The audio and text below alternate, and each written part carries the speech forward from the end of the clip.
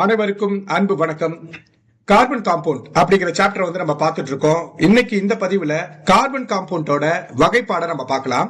Carbon compound வகைப்பாடை பொறுத்த வரைக்கும் இதை ரெண்டு வகையா பிரிப்பாங்க. Organic carbon compound, inorganic carbon compound அப்படின்னு சொல்லுவாங்க. ஆர்கானிக் கார்பன் காம்பவுண்ட் அப்படின்னா கரிம கார்பன் சேர்மம், அதாவது உயிருள்ள பொருள்ல இருந்து உருவாக்கப்பட்ட கார்பன் சேர்மங்களை ஆர்கானிக் கார்பன் காம்பவுண்ட் அப்படின்னு நம்ம சொல்லுவோம். இன்ஆர்கானிக் கார்பன் காம்பவுண்ட் அப்படின்னா உயிரற்ற பொருள்ல இருந்து உருவாக்கக்கூடிய கார்பன் சேர்மம். ஓகேங்களா? இப்போ இந்த ஆர்கானிக் கார்பன் காம்பவுண்டுக்கு எக்ஸாம்பிள் என்னன்னு பாத்தீங்கன்னா methane, ethanol, cellulose, starch. Inorganic carbon காம்பவுண்டுக்கு எக்ஸாம்பிள் என்ன அப்படின்னு பாத்தீங்கன்னா carbon dioxide, carbon monoxide, calcium carbonate, அதாவது சுண்ணாம்பு. இதெல்லாம் இன்ஆர்கானிக் கார்பன் காம்பவுண்ட். இதுல ஒரு டவுட் உங்களுக்கு வரும், இதுக்கும் என்ன வித்தியாசம்? கரிம கார்பன் சேர்மம்னா உயிருள்ள பொருள்ல இருந்து உருவாகிறது. இன்ஆர்கானிக் கார்பன் காம்பவுண்ட் அதாவது கனிம கார்பன் சேர்மம் அப்படின்னா உயிரற்ற பொருள்ல இருந்து உருவாகிறது. இதுக்கும் என்ன மேஜர் டிஃபரன்ஸ்னா, ஆர்கானிக் கார்பன் காம்பவுண்ட் அப்படின்னா இதுல கார்பன் ஹைட்ரஜன் கூட சேர்ந்து பாண்டை ஏற்படுத்தி இருக்கும்.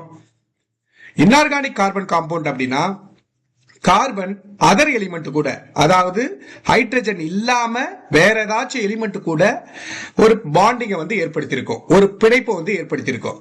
கார்பன் ஹைட்ரஜன் கூட சேர்ந்தா அது organic carbon compound.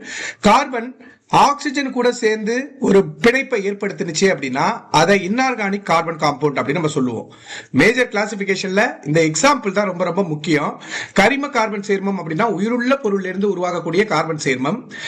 Methane, ethanol, starch, cellulose இதெல்லாம் கரிம கார்பன் சேர்மம்.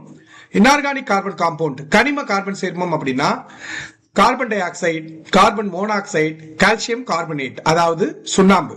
ஓகேங்களா?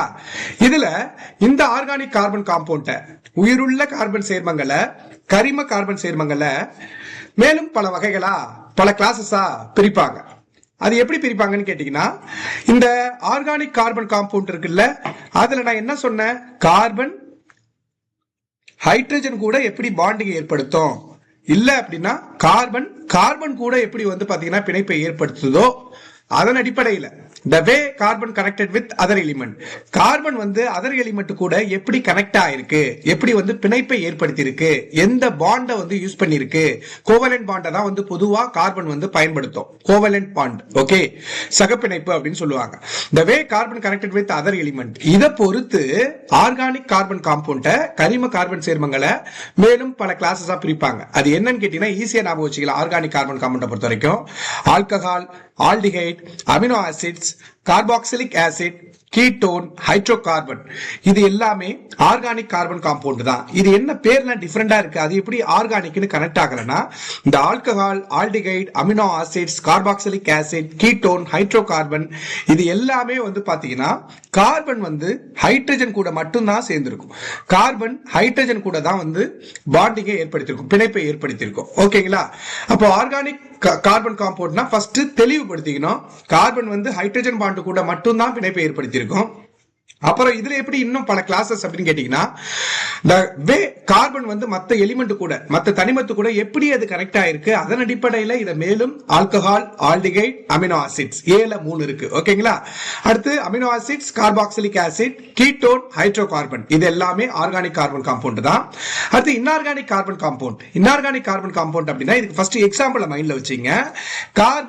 Carbon dioxide, carbon monoxide, calcium carbonate, இதுல எல்லாத்தையும் பாத்தீங்கன்னா இதை பாருங்க, கார்பன் டை ஆக்சைடு மட்டும் மைனா பாருங்க, கார்பன் ஆக்சிஜன் கூட சேர்ந்திருக்கு. புரியுதுங்களா?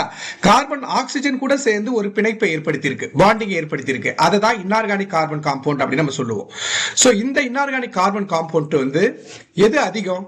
கரிம கார்பன் சேர்மம் ஆர்கானிக் அதிகமா, இன்ஆர்கானிக் அதிகமா இந்த உலகத்துல அப்படின்னு கேட்டீங்கன்னா ஆர்கானிக் தான் அதிகம். ஓகேங்களா? ஆர்கானிக் தான் அளவுக்கு அதிகமா பாத்தீங்கன்னா இருக்கு. அதுதான் இயற்கையாவே காணப்படும். அது இல்லாம லேப்லயும் சிந்தசிஸ் பண்ணலாம். அதை கம்பேர் பண்ணும்போது இன்ஆர்கானிக் கார்பன் காம்பவுண்ட் கம்மி தான். இந்த இன்ஆர்கானிக் கார்பன் காம்பவுண்டை பொறுத்த வரைக்கும், கரிம கார்பன் சேர்மத்தை பொறுத்த வரைக்கும் இது பல வகைகளா இருக்கு. அதாவது இதை சி அப்படின்னு ஞாபகம் வச்சுங்க. அது ஏ, இது சி. கார்பைட், சயனைட், கார்பனேட், அதுக்கப்புறம் பை கார்பனேட். ஓகேங்களா? இது ஈஸியா ஒரு ஆர்டர் வந்துடும். Carbide, cyanide, carbonate, bicarbonate, oxide, sulphide, இது எல்லாமே பாத்தீங்கன்னா inorganic carbon compound. In short, organic carbon காம்பவுண்ட்னா என்ன, இன்ஆர்கானிக் கார்பன் காம்பவுண்ட்னா என்னன்னா, உயிருள்ள பொருளிலிருந்து உருவாகக்கூடிய கார்பன் சேர்மம். கிட்டத்தட்ட 50 லட்சம் கார்பன் சேர்மங்கள் வந்து பாத்தீங்கன்னா இருக்கு. அதை ரெண்டா பிரிச்சிருக்காங்க, ஆர்கானிக், இன்ஆர்கானிக்.